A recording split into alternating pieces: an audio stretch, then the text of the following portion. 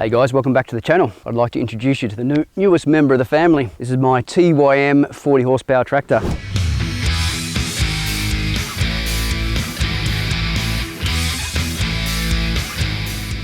Picked this thing up there last week. Now this is not going to be a how-to video or anything like this. This is just going to be showing you more about the tractor, some of the jobs that we've got out here that we can use it for, and just an overall sort of general look at what it does, all the functions, all the features. When it was delivered, the handover was pretty much, here's the keys, here's the instruction manual, you know, work it out for yourself. You'll be following my journey of how I learned to drive this thing, where it can and can't go on the block. I got it with basically the 4-in-1 bucket so we can do some landscaping, move some mulch around. I got it with the backhoe attachment at the back here so we can, you know, dig a few footings. We've also got the post hole auger, which changes over on this quick hitch bucket at the front here, and we can start putting in fence posts and things like that. So a variety of tasks that we've got for this machine, but it's going to be a lot of trial and error. You're going to see what I do right, what I do wrong. I'm learning basically from a lot of other YouTube videos that are out there already. So come on my journey and watch me learn how to drive this thing and how to use and operate it. All right, let's take a look.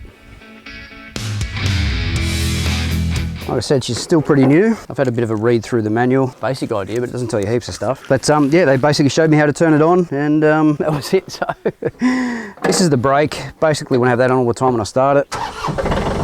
This is your throttle here.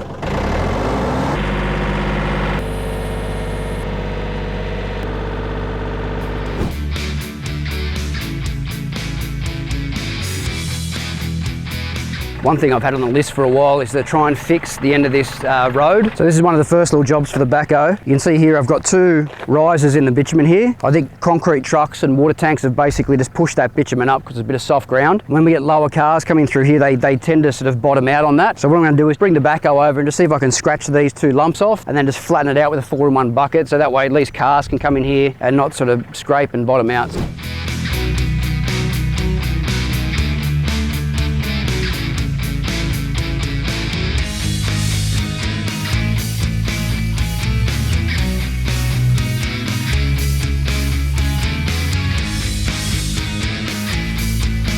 Alright, so it certainly did the trick. As you can tell, I've still got my L's on driving this thing. So now I'll come back in with the 4-in-1 bucket, see if I can just break it up a little bit, turn it more into sort of road base, pick it up with the scoop at the front and just spread it around to some other spots that might be low in areas.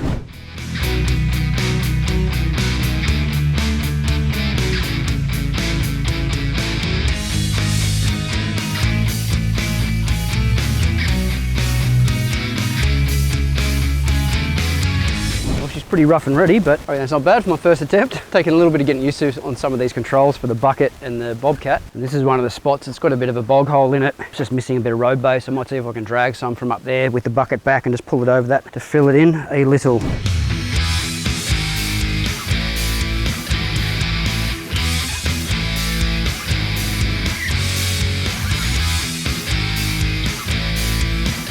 Alright, so today I'm going to finish off a little bit of work with that backhoe. Then I'm going to drop the backhoe attachment off and put on my flail mower, which I haven't used. So I'll need to learn how to set that up. And then once I get that on, I'm going to start getting out there and slashing some of those paddocks. But for now, I'll just show you a little bit more of what that backhoe can do. I'm going to put it into the lowest gear, just so I can crawl down this hill. We're going to a steeper area. And let's clunk it down now into low gear. And it does seem to work when the tractor's completely stopped. And now I'll head down to where we're going and see if I don't slip and slide.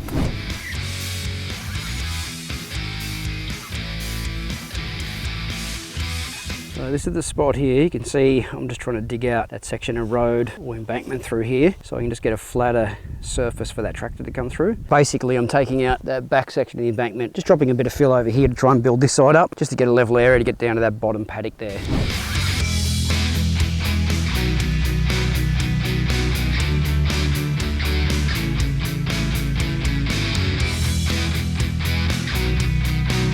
Alright, so it's getting there. I've got most of it dug out with a bucket. Now I'm just coming back with the 4-in-1 just to try and level it off a bit. Alright, so 1 road in. As far as road building skills go, I give myself about a 3 out of 10. Pretty rough and ready, but at least I got to use that backhoe implement. For now, that's enough for me to get access down to the other side of that lower paddock where it's quite steep.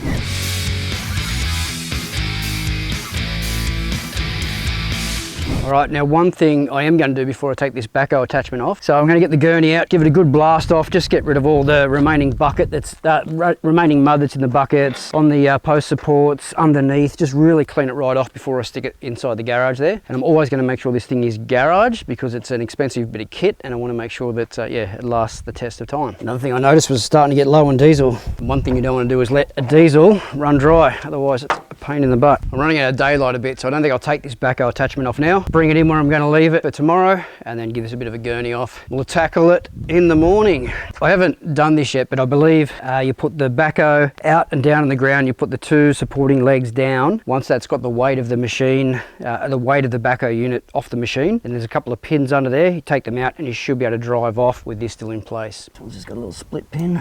Yep, that one's easy enough. Oh yep, much better. So yeah, just had to play with the levers a little bit, just release a little bit of pressure on these legs and then just touch them up a little bit more again. But I just took the hydraulics off from the PTO and now everything should be disconnected, and I'll continue to drive that forward. Now to put all the pins and everything back in so I don't lose them, and then I can stick on this flow mower.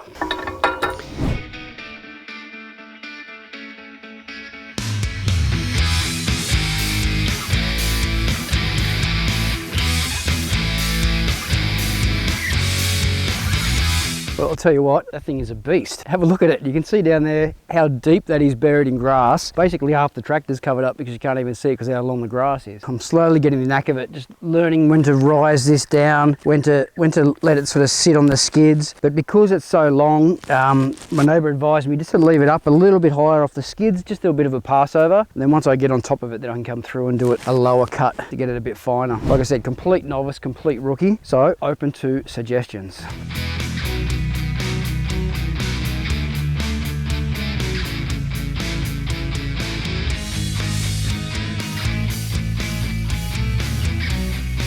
So this gives you a bit of an idea of what it can actually tackle. Look at that, that grass is chest height for me. I was worried whether the horsepower was going to be enough, but it hasn't stalled once, hasn't even like really bogged it. Like the only time you'll hear the motor sort of stall, well not stall, but sort of be under a little bit of stress, is when that flower mower is bogged right down. I've got it set too low, and then it digs in and you'll see it'll be scalping the top of the soil and basically digging in. So that's the only time, but other than that, that's really powerful. So far so good. Looks like I've still got all my pins in place. All my chains are on. Oh no, I've actually lost one pin. That's actually slipped out and it's only just holding in there on that one side. Quite dangerous. I better lower that down and see if I can fix that up. Yeah, so it's just a matter of winding this turnbuckle, top turnbuckle out a bit, and that'll go back through.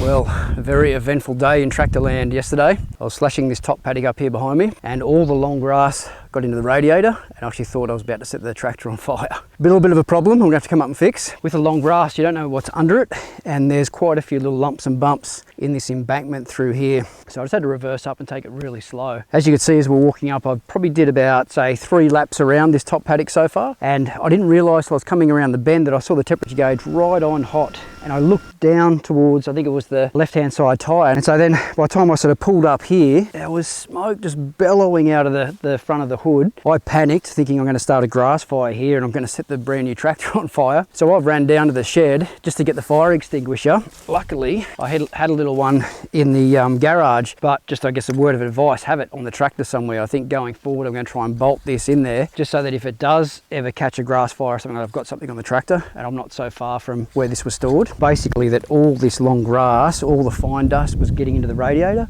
and the grill at the front had basically been caked in it, caused it to overheat, and then the engine coolant bottle, the lid had blown off that, and it was all the engine coolant that was running out, and it was running over the hot motor and hot engine, and that's kind of what caused all the drama. And so what I'd found, a bit hard to see now, but there's a gauze mesh here, and basically it was a little bit still left there, had this fine layer of, well not fine layer, it was a massive layer of all this grass that had built up over this mesh netting here. You can still see it on this lower radiator, sort of part down there, just got in everywhere, and like I said, that was just causing it to overheat. So what I'm going to do now is get the blower that I brought up, really give this a really good clean out, top up the engine fuel, and then hopefully, fingers crossed, start it and see if it's all going good again. This is all new to me, and I hope that this is all that it needed, and I haven't cooked the motor because I think that'll be a world's first. first guy owns tractor for 3 weeks and cooks the motor, but you never know. Yes! That sounds pretty good to me, and the temperature isn't up there. I'll give it a couple of laps and see how it goes, but I don't think I'm going to push it too much today. I might take it back to the garage and just give it a really good check over. Maybe watch some YouTube videos, make sure I haven't really done any damage, and yeah, look after this thing. So far as a test run, that's been pretty good. Hasn't seemed to overheat too much, but it's only like 20 meters of slashing, so I'll keep going, do a couple more rounds, keep an eye on the temperature, and then get this thing back in the garage. Now, a cool feature also that I'll show you is this cruise control. Once you get on some nice flat sort of area, you can bump that as you get going and it'll just hold the speed.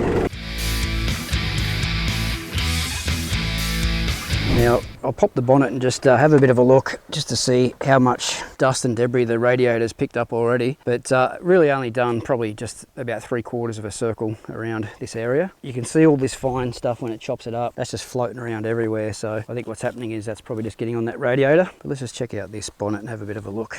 No, that's pretty good. There's not a lot in that radiator at all. It's all pretty clean, well, compared to yesterday anyway. So maybe that getting up halfway is probably just normal temperature with what it's doing with the slasher doing a fair bit of work. But like I said, not going to risk it too much today. All right, so quick change of plan. I had a look at the radar and there's a bit of rain on the way for the next couple of days. So I thought while it's up here in this top paddock, I'll just finish it off. So basically did that. The temperature did get a little bit over halfway, sort of pushing towards 3/4 there, sort of about halfway through it. And I thought that's probably just the motor working hard. So what I'll do now is I'll pop the bonnet and see after slashing all that, if I've got that same problem of all that dry grass being in the radiator. So let's take a quick look. Nothing like the other day. So you can see here, it just starts to build up a little bit. And that's not a lot at all. Like, give that a shake and it actually comes off. The other day it was actually a sheet that I peeled off from here.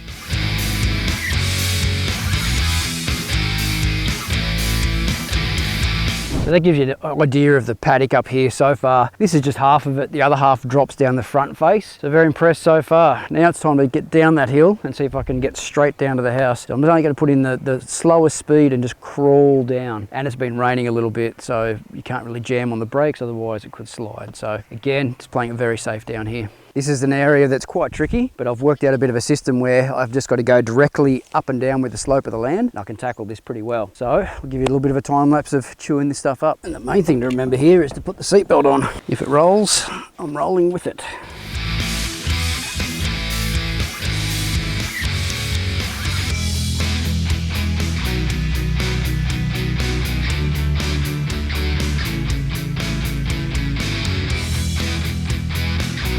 So this gives you an indication of just how steep it is here. We've got things like these big rock shelves. As I lifted the back of the flower mower up and coming down, you hit that and it bounces. You got to be pretty quick on the lever to lift the hydraulics up, because otherwise if you smack that too hard, you can throw one of your hammers off your flower mowers. But yeah, you can see I'm back right up here, just about as far as I go before the tyres start to slip, and then I drop the flower mower down and then just roll down. So here where I am now is basically only a couple of sections just to finish off. It's a little bit hairy, but it does feel safe when it's dry like this. I definitely wouldn't do this when it's wet.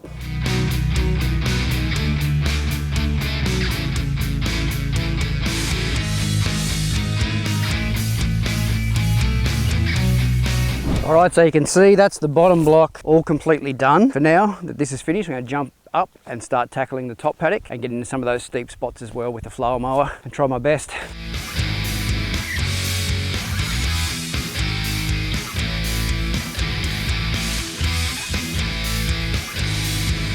Now onto the top block. You can see through here, this is a bit of a stormwater washout that we've created. Runs right around this embankment. It just stops the water from this top paddock running down to the house and just diverts it around either side. So we've got a little bit of a divot through here. The grass is quite long, so what I'm doing is just backing down into this with the flower mower, dropping it over and just cutting into that section.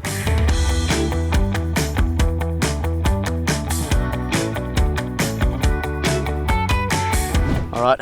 Now down for this fence line. Better keep an eye on that temperature gauge as well too. It's quite hot today. Again, long grass, you never know.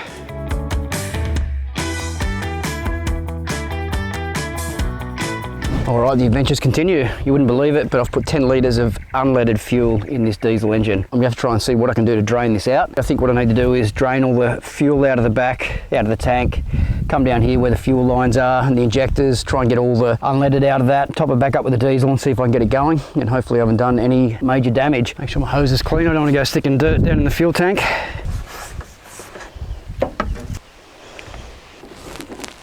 All right, the moment of truth. Let's see if it works.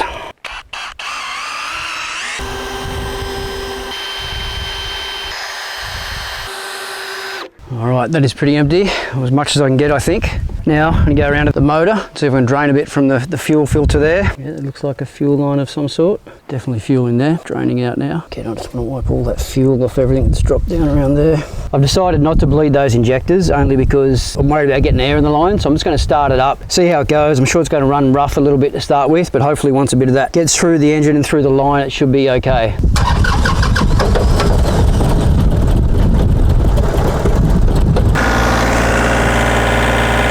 It was quite smoky there for a little while, but I think now it's running okay. So fingers crossed, I'll keep an eye on it, but I think it's done the job.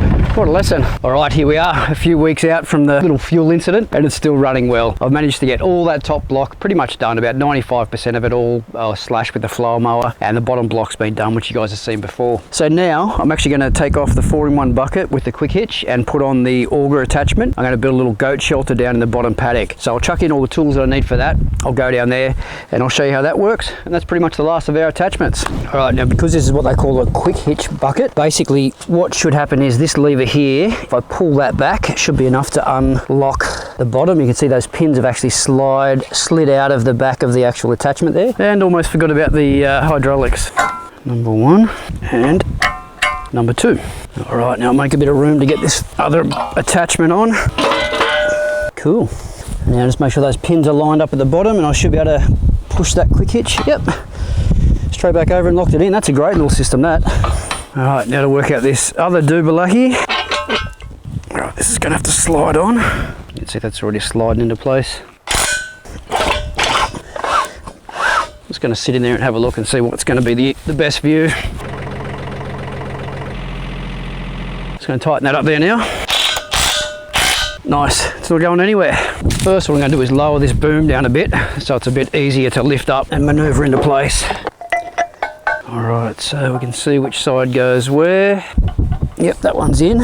I'll just give the joystick a little bit of a wiggle, side to side. Let's try the accelerator. Alright, both on. And from a safety point of view, you should never stand under one of these things too, so you've got to be really careful. And I'm sure I'm doing all this backwards. You can leave me a note in the comments below to let me know what I'm doing wrong. Probably everything. Here we go. All right, that's very cool. Now I'm just going to mark my spot where I want my 2 holes, and then we're going to give it a go. All right, that's essentially my set out there. Doesn't need to be a big space. It's only for a few goats. Let's see if I can get those front 2 posts augered. That's just bouncing on something. Definitely 2 big rocks there. I'll give it a go with a shovel, see what I can find. I might have to change spots.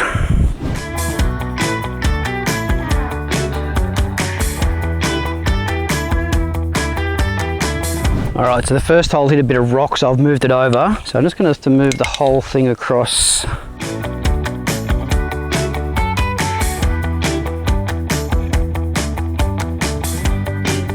Okay, that dug pretty well. So now that I've got those done, I'm going to drop the auger off, run down, grab the 2 tree stumps I'm going to drop in here, and see if I can get them set in place.